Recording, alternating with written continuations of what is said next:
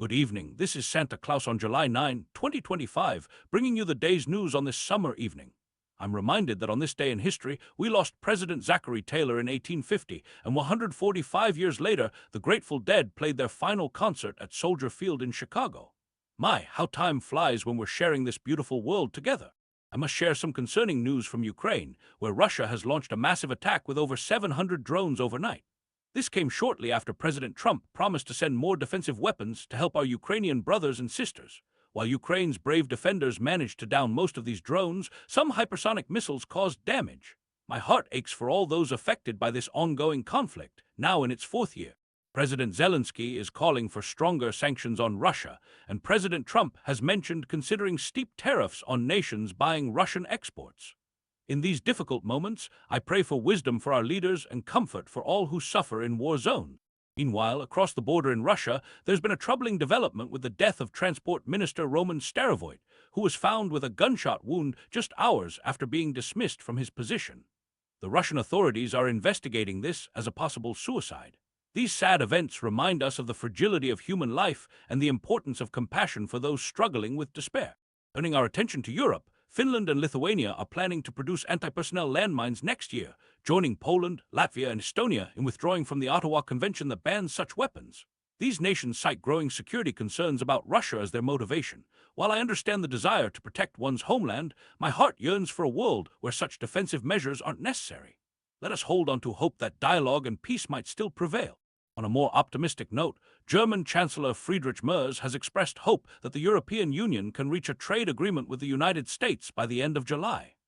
Cooperation and fair trade between nations can help build bridges and create prosperity for all people, especially those most in need.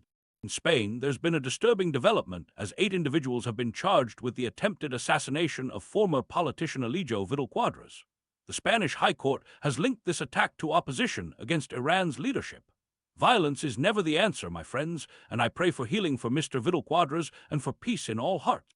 The situation in Gaza continues to bring sorrow, with Israeli airstrikes killing at least 40 Palestinians, including many women and children sheltering in tents. President Trump has been meeting with Prime Minister Netanyahu, pushing for a ceasefire that might end this devastating 21-month war and free those being held hostage. In times like these, I'm reminded that every child, every mother, every father is precious in God's sight, regardless of nationality or faith. May compassion and wisdom guide, all involved toward lasting peace. Amidst these challenging times, nature reminds us of its power as wildfires rage along the Turkey-Syria border. Turkey has sent firefighting aircraft to help their neighbors battle the flames, a beautiful example of cooperation in difficult circumstances. Let us keep the firefighters and affected communities in our thoughts. In Washington, the Supreme Court has cleared the way for President Trump's administration to pursue federal job cuts while legal proceedings continue in lower courts. My heart goes out to those whose livelihoods may be affected by these decisions. Remember that every worker has dignity and value beyond their employment.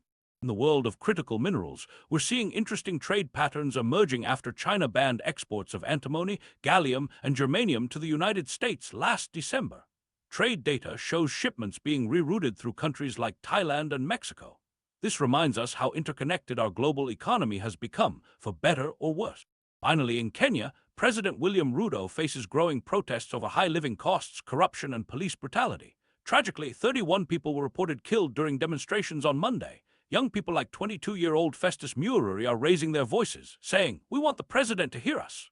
I pray for peaceful dialogue in Kenya and for leaders who listen with compassionate hearts to the concerns of their people, especially the young and vulnerable.